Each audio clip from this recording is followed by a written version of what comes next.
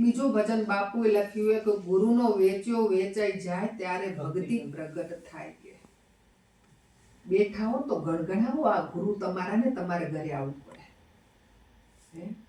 આપણા ઉપર જ બધા ભજને, કોઈના ઉપર નથી, ખુદ આપણા ઉપર જ ભજને આ બધા. તનની તપસ્યા એ છે કરે સેવા ગુરુની સદાય કે આઠે પહોર એક ચિત્તે દુઃખને ભૂલી જાય ને ત્યારે ભક્તિ પ્રગટ થાય કે. ગુરુની સેવા એટલે શું? તે શું જઈને આશ્રમમાં કઈ આપી આવો, ગુરુને કઈ કામ કરી લો, જરૂરિયાતો કામ કરો, ગુરુના પગ દબાવો, એ વસ્તુની વાત નથી કરી ગુરુ મહારાજે. તનની તપસ્યા એ છે કરે સેવા ગુરુની સદાય કે તનની તપસ્યા કહીએ આપણા શરીરની તપસ્યા કે જે ગુરુના વચન આપણને દીધા હોય એની સેવા કરવાની કીધી. પાછી બાકી તો સેવા બધી આપમેળે થઈ જશે, કઈ આપણને વિચારવું નહીં પડે કે હું શું મારા ગુરુની સેવા કરી દઉં, શું મારા ગુરુ પાસે જવું તો લઈ જવું, કેમ કરીને મારા ગુરુને રાજી કરું. ગુરુ રાજી ત્યારે થાય કે જ્યારે એ વચન આપણને આપે અને એ વચનને એક એક વચનને તોડીને આપણા જીવનમાં જીવવાની કળા બનાવીને તેથી ગુરુ આપણા ઉપર રાજી થાય. ત્યાં સુધી ગુરુ કોઈ દિવસ રાજી નથી થતા. આપણે એમ થાય કે આપણે આશ્રમે જઈ એ ભાઈ આવજો આવજો, બેન આવો આવો, ઘણા દિવસ થયા આપણે કેટલા ખુશખુશાલ થઈ કે મારા ગુરુ મને બોલાવી. એ તો એનો વિવેક કરે, એનો વિવેક કરી. બાકી એનો અંતરાત્મા કહેતો હોય કે જે એની સેવા એટલે એના વચનમાંથી હાલતા હોય અને એ સાધક મળે ને એની આત્મા જ્યારે રૂમઝૂમ કરતી ઊભી થાય ને ત્યારે ગુરુના આશીર્વાદ આપમેળે મળી જાય. તઈ ગુરુની સેવા કહેવાય. નહીં તો કોણ નથી કરતો આજ ગુરુની સેવા? બધાય કરે પોતપોતાની રીતે, જેવી જેવી સમજણો એ બધાય ગુરુની સેવા કરે. ગુરુ તો એને ઓળખેલો જે ગુરુ આત્મ તત્વને તત્વ ઓળખેલો.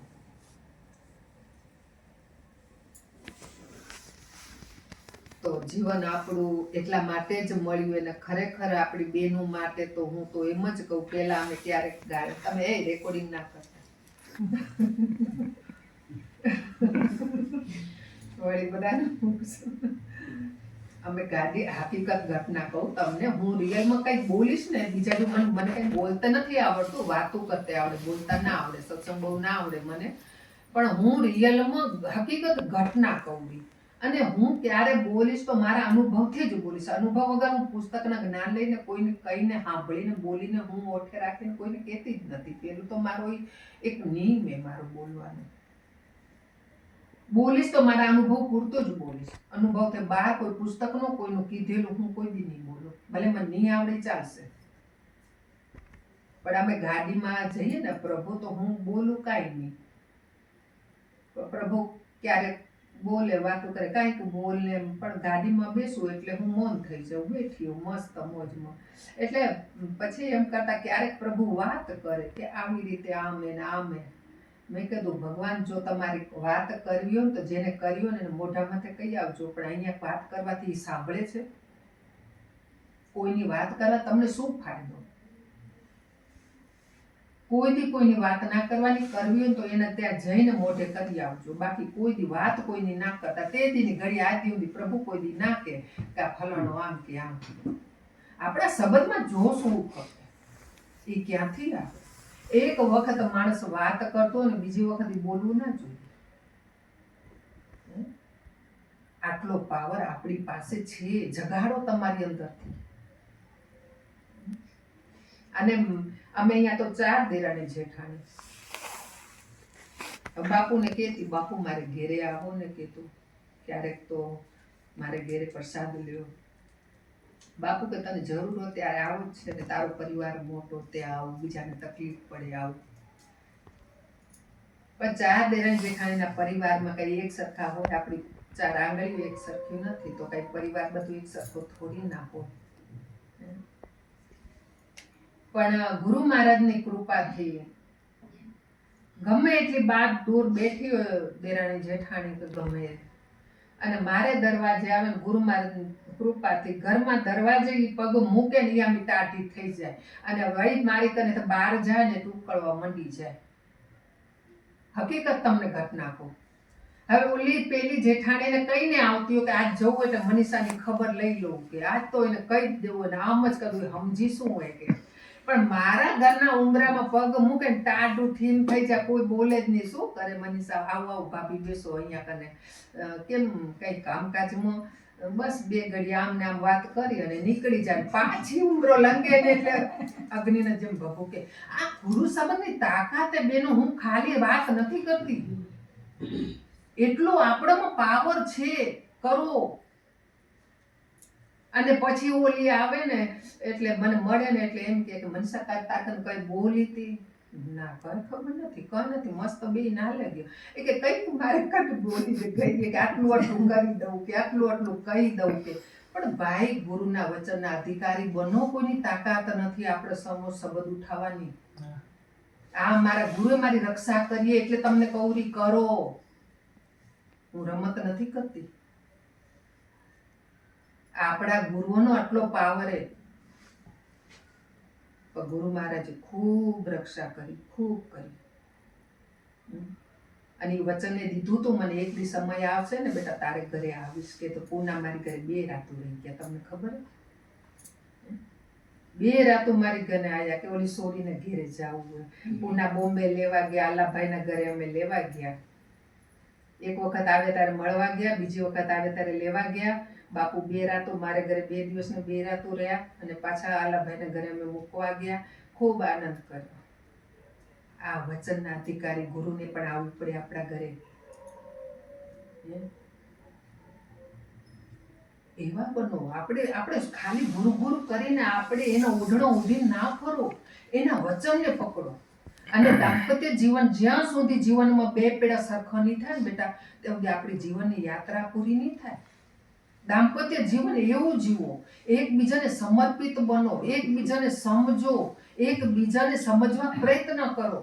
ખરેખર સાચું કહું જે ના કરતા હોય કરજો. અમને મજાથી અમને લાભ મળ્યો એટલે તમને કહું બધાને જે કંઈ હોય તો એટલા સમર્પિત બની જાઓ ને પોતાનું પાપને પ્રગટ કરો.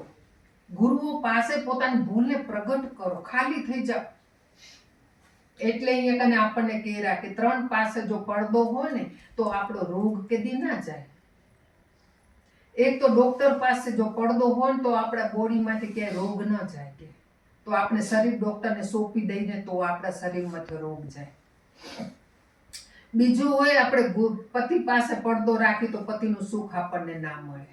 અને ત્રીજું છે ગુરુ પાસે પડદો રાખો તો આધ્યાત્મિકની લાઈન ના મળે. આ 3 જગ્યા ઓપન રહેવાનું. બીજે બધે પડદા રાખજો પણ આ 3 જગ્યા કોઈ દિવસ પડદોની જેવા છો ને તેવા પ્રગટ થઈ જાઓ. એકબીજાની પોતપોતાની પતિ પત્ની ભૂલને સ્વીકાર કરો. પ્રભુ આ મારી ભૂલ થઈ ગયા વાત ન સમજાવી. જોજો કાલ બીજે દી હમે હારીને આપણું કામ પર તું બેસું હમણાં કરી આવ. આટલો તો લાભ થાય પણ આપણે નથી કરતા. ખરેખર જ્યારે મારી કને મેં મારા પતિને જ્યારે મને સમજણ આવી ગુરુ પાસે બેસીને ત્યારથી મારે જે ખબર નહોતી જીવનની પછી મેં એક દિવસ બાપુ પાસે બધી ચર્ચા કરી. મેં બાપુ આટલા કર્મ મેં મારા પતિને દુઃખ દીધું હવે આ કર્મને સુધારવું કેમ. જેમ કીધું કે જેસલને તોરલ કે પાપ તારું પ્રકાશ જાડેજા ધર્મ તારું સંભાળ તારી બેડલીને બુડવા નહીં દો જાડેજા એમ તોરલ તેરી કે તો આપણાથી અજ્ઞાનતામાં કેટલું એક તો ભક્તિ કરવાના ભાવમાં આપણા કર્મ આપણી ફરજ થતી હોય નિભાવી ના હતી. અમારે તો સમાજમાં એવી વ્યવસ્થા અમારે એવું અમને સમજાવવામાં આવ્યું કે આસને મેવ તો ઊભો ના થવાય. એક નિયમ લીધું માળા કરે તો માળા કરતે ઊભું ના થવાય. આવા આપણને બધું સમજાવવામાં સમાજની રીતે આવડતું હોય સંપ્રદાયના તરફથી તો આપણે તો ભક્તિમાં ભાવ એટલે આટલું બધું તો દુઃખ આપેલા હોય આપણે. તો પછી તો જ્યારે સમજાણો ને ત્યારે બાપુને કીધું બાપુ આટલા મેં મારા પતિને દુઃખ દીધા આનું નિવારણ કેમ કરવું હવે. એટલે બાપુની હાજરીમાં પતિને પગે લાગીને કીધું, આજથી પ્રભુ મને બધા કર્મોમાંથી મુક્ત કરો, મને માફ કરી દો, હવે આજ પછી આ કર્મ ન ખવાય મારાથી, હવે પતિનું ધર્મ નિભાવું. અને એ પછી અમારું જે પતિ પત્નીનું જીવન બન્યું એકબીજાને સમર્પિત, કે જે બેઠા હો તો આપણને એમ કે બેઠી હું બેસતું હું હમણાં કરી આવું. આપણે કરવામાંથી આપણા હાથમાંથી જે લે ને કર્મ, આપણા હાથમાંથી કમ લઈને કહેશો હું કર્યો, આનાથી ઉત્તમ કયું કર્મ હોય? તમે કેવો પ્રેમ હોય, એકબીજાને બાટો તમે પ્રેમ. તો આપણે શું કરીએ? એટલે બાપુ એમ કહેતા કે સંસારમાં જો પતિ પત્નીનું જીવન એક થઈને જો જીવીશું આપણે, તો જીવન જીવવામાં ખૂબ આનંદ મળશે. એક થાવ, એકબીજાને સમજો તમે.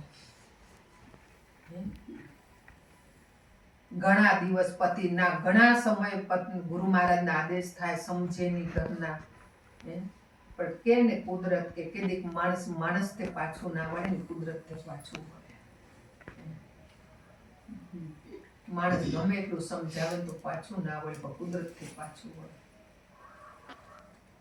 અને આ નરક તરફ જયેલો સંસારને મેં પણ બાપુને પૂછ્યું તો મેં બાપુ, આ અત્યારનો સમાજ તો આટલું સંતોના સમાગમમાં રહેલું, સત્સંગ કરેલું, આવતી પેઢીને સંસ્કાર જ ઘરમાંથી નથી મળતા, તો ઈ આત્માઓનું શું ગતિ? ઈ કેમ પાછળ વળશે આ જગતની દોડ મૂકી એને? તઈ બાપુ એમ કહેતા કે બેટા, એ માણસથી નહીં વળે, કુદરતથી વળશે. કારણ કે જે માણસ ના કરી શકે ને કુદરત કરવો પડે, એને આવવું પડે કરવા. તો ભગવાને આપણને સદબુદ્ધિ આપીએ, આવા સંસ્કારો આપ્યા, આવું વાણી પ્રકાશ આપ્યું. તમે રોજ એક પાનું વાંચો, એનું ચિંતન મનન નિધિધ્યાસન કરો, રિપીટ કરો, રિપીટ કે શબ્દ કેમ, અને એક શબ્દને તમે વિચાર કરો. ગીતા સાંભળીએ તમે? ગીતામાં ક્યાંક અર્જુને બીજા અધ્યાયમાં જવાબ પૂછ્યો હોય પ્રશ્ન, અને ચોથામાં જવાબ દીધો હોય, ક્યાંક 5મામાં પૂછ્યું હોય તો 12મામાં જવાબ દીધો. આ અર્જુનની જેવી અવસ્થા હતી ને ત્યારે કૃષ્ણને પ્રશ્ન કર્યા. તો કોઈ 12નો કૃષ્ણ કે અર્જુન નહોતો, આપણે જેવા જ હતા. તો એને જીવન એવું બનાવ્યું, તો આપણે કેમ ન બનાવી શકીએ? તો આપણે બનાવવું જોઈએ. એવું જીવનમાં લક્ષાર્થ રાખો. એકલા પડો ને એટલે બસ એક જ ચિંતન મનન નિધિ ધ્યાસનમાં જ વધારે કરો. અને પેલા તો શરૂમાં જેમ છોકરા ભણતા ને એમ બાપુ કને આવતી ને, તો હું ભણતી ઘરે આવીને કે આજ બાપુએ આ સમજાવ્યું ને, એટલે ઘરે જઈને બુકમાં લખી નાખતી કે આજ બાપુએ આ સમજાવ્યું, અને એને રિપીટ વાંચ્યા રાખતી કે આ કર્મ ક્યાં આપણને બતાવ્યું, આ યોગ ક્યાં બતાવ્યું, આ સાંખ્ય યોગ ક્યાં બતાવ્યો. તો આ વસ્તુને આપણે એટલી ધગસ હોવી જોઈએ. તો એવું આપણે જીવન જીવીએ, એવી જીવવાની કળા કરીએ આપણે. તો પછી તમે આપણે કહીએ ને કે અમને ભજનમાં ઊંઘ આવે, ભજનમાં વિચારો આવે, અમને સત્સંગ વગર હાલતું ને, સત્સંગ ખુદ તમારામાંથી જ પ્રગટ થશે, બહારથી નહીં થાય. એવું ભજન કરલો કે તમને કોઈની જરૂર ના પડે, એકાંતમાં જઈને બેસી જાઓ. તો આપણા ગુરુ આવા હતા બેટા, અને ઈ આપણને સંદેશો આ બધાને આપી ગયા. તો આપણે બધા સાથે મળીને કોઈ કોની ન કરશો નિંદા, ને જય ભગવાન ન કરો હે જંદા, કે પ્રભુ સોહમ સોહમ સોહમ. આનાથી વધારે કાંઈ નથી. આપણને એમ લાગે કે ના હોય એની 4 વાતો કરીને કેટલા મોજમાં આવી ગયા. બાપ મોજ નથી, પાપના ઓઢણો ઓઢી આપે. ના કરો કોઈની વાત. જેની જેટલી કેપેસિટી, જેટલી જેનું ભજન હશે ને એટલું જન્મ સમજાશે. તો બસ બધાને વંદો, તમે પ્રણામ કરો બધાને. તો ખુદ ને ખુદ જોઈને જીવન જીવી લઈએ આપણે બધા, અને આનંદ કરીએ. બસ આટલું. વધારે તો શું કહીએ આપણે પણ.